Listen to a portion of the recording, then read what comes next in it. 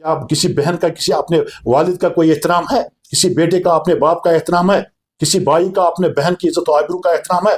किसी को किसी अपने हमसाये के हालात पर तरस आता है? ये तो हम इंसानियत को भूल चुके हैं। मजहब तो अलग बात है, मुसलमानों कोई हिंदू है कोई सिख है, किसी भी मजहब ने सबसे पहले हर मजाहिब के जो जिम्मेदार हैं उन्होंने इंसानियत पर दर्ज दिया है, उन्होंने अखलाकियात पर दर्ज दिया है। अगर हम इन चीज़ों को भूल जाएंगे फिर हम कहेंगे तरक्की होगी, समाज में तरक्की होगी, ड्रग्स से हम दूर बच जाएंगे, झूठ फरेब मकारी चुगलखोरी से हम बच जाएंगे, तो ये मेरे ख्याल में नामुमकिन।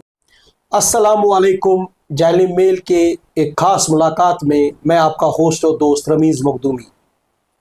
जैसा कि आप जानते हैं कि सोसाइटी का इनिसार प्रोग्रेस की तरफ अहम शख्सियात की इंटेलेक्ट की बाइस बनता है, और जम्मू कश्मीर की इंटेलेक्ट, जम्मू कश्मीर के समाज और जम्मू कश्मीर के activism, trade union policy, trade union polity को आगे बढ़ाने वाले अहम शख्स हमारे साथ है अब्दुल क़य्यूम वानी साहब, जो कि चेयरमैन है Jammu Kashmir civil society forum के और Jammu Kashmir Ladakh pensioners United front के। इन्होंने सोसाइटी में बहुत सारे अच्छे काम किए हैं जिनका बराह रास्त और इनडायरेक्ट असर जम्मू कश्मीर के आवाम पे पड़ा है, जिनसे उन्होंने बहुत खूब रिजल्ट्स पाए हैं उनकी एक्टिविज़म और या उनकी ट्रेड यूनियन पॉलिटी की वजह से। Sir welcome. Thank you very much. Sir pensioners की अब वेरिफिकेशन भी हो रही है। पहला सवाल तो मेरा उन्हीं के रिलेटेड होगा, उनको डॉक्यूमेंट्स भी ट्रेजरीज में भरने हैं, तो कैसे आप देखते हैं होलिस्टिक लेवल पे हमारे पेंशनर्स के इश्यूज? देखिए, जो हमारे पेंशनर्स इस वक्त हैं ये हमारे सीनियर सिटीजन्स हैं और एक्सपीरियंस्ड लॉट भी है हमारी सोसाइटी में इंटेलेक्चुअल्स का। बदकिस्मती से पेंशनर्स और सीनियर सिटीजन्स को सरकार की तरफ से जो सहूलियत थी जो उनको मिली है कॉन्स्टिट्यूशन में, उनको वो नहीं दी जा रही। और उसके उल्टे में पेंशनर्स को हर साल, तो एक तो है लाइफ सर्टिफिकेट की तो बात है, आज तो इंटरनेट का ज़माना है, कम्युनिकेशन का बड़ा आज दौर चलता है। आज हम किसी को कहेंगे, आज हमारा ट्रेजरी अफसर या हमारा बैंक का क्लर्क लाइव वीडियो कॉल पर भी इस पेंशनर को फ़ोन कर सकता है ताकि आप जिंदा हो या कहीं हो। आज ये भी हो सकता है, लेकिन उसके बावजूद उनको कहना, पहले एक आर्डर निकाला गया है फैमिलीज लेके, वाइफ लेके, अगर किसी का फैमिली पेंशनर है बच्चे लेके, वहाँ उसको हमने रिजेंटमेंट किए। हमने चीफ सेक्रेटरी साहब से भी इस बारे में हम मिले हैं, बात की है। मैंने कल ही वो कुमार साहब हैं डायरेक्टर ट्रेजरीज लाल मंडी में, मैंने देखा था हमारे कुछ पेंशनर्स लाइन में बैठे थे, क्यों में वो औरतें भी थी, वो बुजुर्ग भी थे, एंड मैंने रिजेंटमेंट किया उस बारे में। काफ़ी सख्त लहजे में मैंने उनसे कह दिया, अगर आपका यही रवैया रहा है हमारे इन ओल्ड एज पेंशनर्स के साथ, हमारे इन सिविल सोसाइटी के जिम्मेदारों के साथ, हमारे इन सीनियर सिटीजन्स के साथ, तो हमारे पास कोई रास्ता नहीं है, हमारे एक ट्रेजरी के सामने धरने पर बैठेंगे। अभी हम पेंशन हुए हैं, हमने जुदोजहद से हाथ नहीं धोए हैं, हमने जुदोजहद तो हम भूल चुके नहीं हैं। हमने लोगों को सिखाया जुदोजहद किसे कर सकते हैं। मुलाजिम ट्रेड यूनियन में हमने काम किया है, 30 साल हमने लड़ा है, और जो भी मामला हमने मुलाजिम का हल किया है, प्लेट में सरकार ने कभी नहीं दिया, हमने लड़के लिया, सड़क पर बैठे, धरने खाए, डंडे खाए, जेल गए, और मुलाजिमिन के लेजिटिमेट और जेन्युइन जो मामला था वो हमने हल की। जितना चार्टर ऑफ डिमांड्स था मैंने पूरी टेन्योर में उस चार्टर ऑफ डिमांड्स को हल करके मैंने फिर नौकरी को छोड़ दिया। सर ट्रेजरीज में भी एक इशू है कि हमारे ओल्ड एज लोग जाते हैं, गर्मी बहुत है आजकल, एसी फैसिलिटी होनी चाहिए, फैन होना चाहिए, ये भी उठा है। देखिए, ट्रेजरीज में सबसे अहम बात यह है वहाँ एक रेस्ट रूम होना चाहिए, जहाँ अगर कोई पेंशनर आए या कोई ओल्ड एज पेंशनर जो बेवाए हमारे हैं, वो ओल्ड एज लोग हैं जो बेचारे हैंडीकेप्ड भी है, उनके लिए एक कमरा होना चाहिए ताकि जिसमें वह आए बैठे, और ट्रेजरी के मुलाजिमीन पर हक बनता है वो उनको वहाँ जाए, उनका आपकी क्या प्रॉब्लम है, और कम से कम डॉक्यूमेंट्री जो एविडेंसेस हैं उनसे मांगने चाहिए। अगर वीडियो कॉल के जरिए किसी के अगर आज अकाउंट्स हैं तो उन ओल्ड एज पेंशन वालों को क्यों हर महीने ट्रेजरी पर जाना? क्या उनके अकाउंट में नहीं जा सकता है वो पैसा?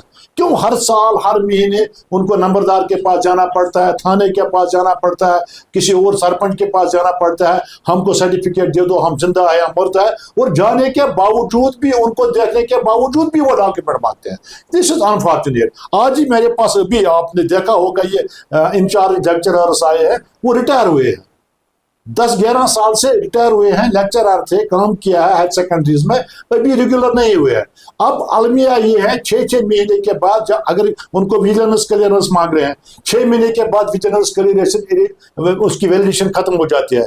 अब हर 6 महीने के बाद 2011 से वो हर साल विजिलेंस महकमे में जाते हैं, वहां से रिटायर होने के बावजूद आते हैं विजिलेंस क्लियरेंस सर्टिफिकेट, और 6 महीने के बाद अब विजिलेंस वाले कहते हैं हम तो परेशान हो गए, ایک بار ریٹائرمنٹ کے بعد ہم نے اس کو ویجیلنس کلیئرنس دے دیا. اب ہر 6 مہینے کے بعد یہی بزرگ یہی لیکچر آتا ہے لانے کی. انفارچونیٹ ہے. سر ایک اور اہم ایشو جموں کشمیر میں ہمیشہ رہا ہے, جب آپ سروس میں بھی تھے تو آواز اٹھاتے تھے, آج بھی وہ ایشو کسی حد تک ابھی بھی موجود ہے, وہ ہے ڈیلی ویجرز کا.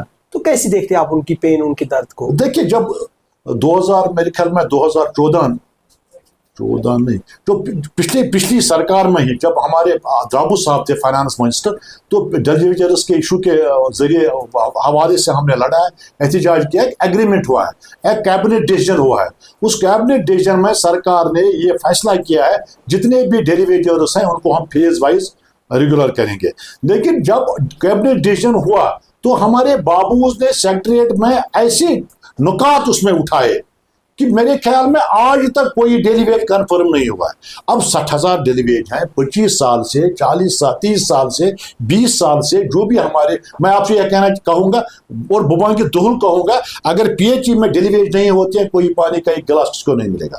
اگر ہمارے الیکٹرک ڈپارٹمنٹ ڈیلی ویج کام آپ دیکھتے ہیں, سینکڑوں مر گیا الیکٹرک کرنٹ سے. اگر وہ نہیں کام فیلڈ میں کام کرتے کوئی بجلی کسی گھر میں لائٹ نہیں آئے گی. ہمارے ہاسپٹالز میں ایچ ڈی ایف والے اگر وہ نہیں ہوتے تو کام نہیں ہوتا.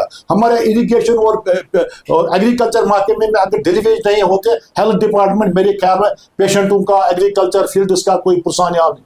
اگر یہ کام کرتے ہیں, اگر یہ سرکار چلاتے ہیں, اگر پھر سرکار یہ دعویٰ کرتی ہے ٹرانسپیرنسی ہے, لوگوں کو پانی ملتا ہے, لوگوں کو لکڑی ملتی ہے, لوگوں کے کھیتوں میں ہم پانی دیتے ہیں, لوگوں کے گھروں میں ہم بجلی پہنچاتے ہیں, ہر گھر جل پہنچاتے ہیں, یہ پہنچانے والے جو لوگ ہیں ان کے گھر کا حال دیکھو, ان کے بچوں کو 2 وقت کی روٹی ملتی ہے نہیں ملتی ہے, ان کے بوڑھے باپ پینشن 10 روپے کے لیے ترستے ہیں. یہ بیچارے 30 سال سے اب یہ بوڑھے ہو چکے ہیں, داڑھی سفید ہو چکے ہیں, جوانی محکمے کو دے دیا ہے. اب 30 سال کے بعد اب سرکار کوئی فیصلہ نہیں کر پاتی ہے, سرکار کے پاس کوئی ڈیسیژن پاور نہیں ہے. اور میں آپ کے مادھیم سے سرکار سے کہنا چاہتا ہوں, یہ 60,000 لوگ ہیں, ان لوگوں کے ساتھ بہت زیادتی آج تک ہوئی ہے. میں آپ کے مادھیم سے گورنر صاحب سے ریکویسٹ کرتا ہوں, چیف سیکرٹری صاحب سے ریکویسٹ کرتا ہوں, ون ٹائم اس معاملے کا کوئی فیصلہ ہونا چاہیے تاکہ یہ غریب لوگ در کی ٹھوکریں اور نہ کھائیں. سر سول سوسائٹی کو ایک سماج کی جان سمجھا جاتا ہے, سول ہوتی ہے ایک سوسائٹی کی.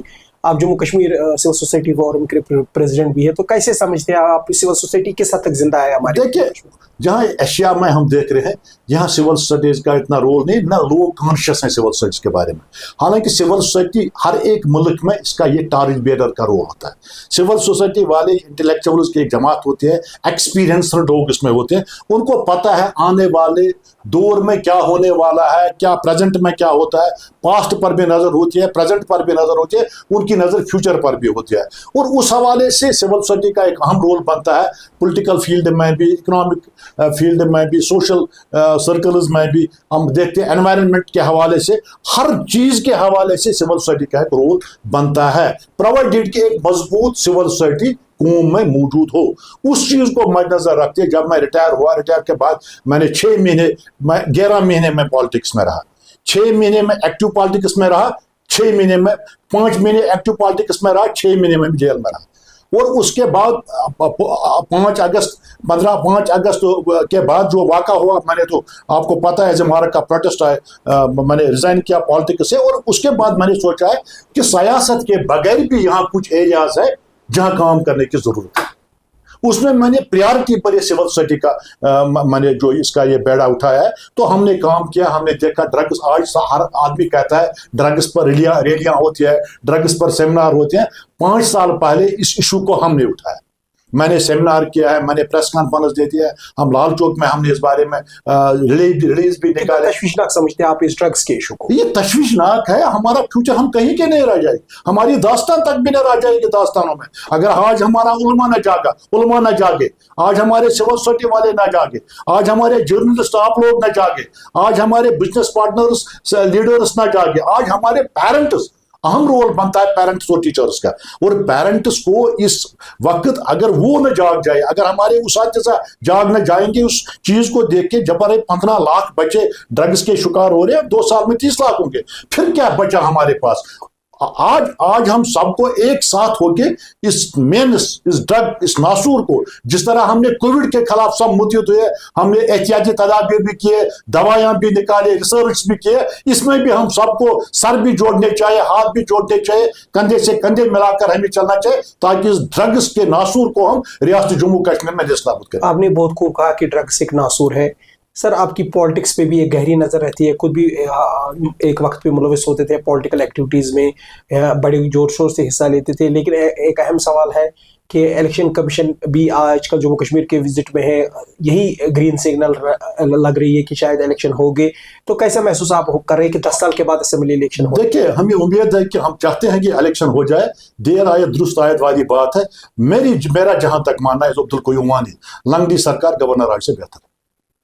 تو آپ دیکھتے ہیں پیپلز پارٹیسپیشن بہت خوشی سے ہوگی انشاءاللہ. اچھی بات ہے اگر لوگ الیکشن میں بڑھ چڑھ کر حصہ لے لیں گے اور لوگ اچھے نمائندوں کا انتخاب کریں گے تو وہ اچھی بات ہے, قوم کے لیے اچھی بات ہے. تو پھر ایسے معاملات نہ آئے جو لوگ پریشان ہیں معاملات کے حوالے سے, مسائل کے حوالے سے, باقی معاملات کے حوالے سے, تو پھر ایسے حالات میں اگر اچھے نمائندوں کا انتخاب ہوگا جو اچھے ہوں گے, جو کانشیس ہوں گے, پڑھے لکھے ہوں گے, جو کریکٹرڈ ہوں گے, جن کا مارل کریکٹر ہوگا, جن کو سیاست پر نظر ہو, جن کو سماجی معاملات پر نظر ہو, جن کو اقتصادیات پر نظر ہو, یہ پیشے ور معاملات چھوڑ کے اگر آج لوگ کانشیسلی فیصلہ کریں گے, اچھے لوگوں کو لائیں گے, امید ہے کہ اچھے حالات ہی بن جائیں گے.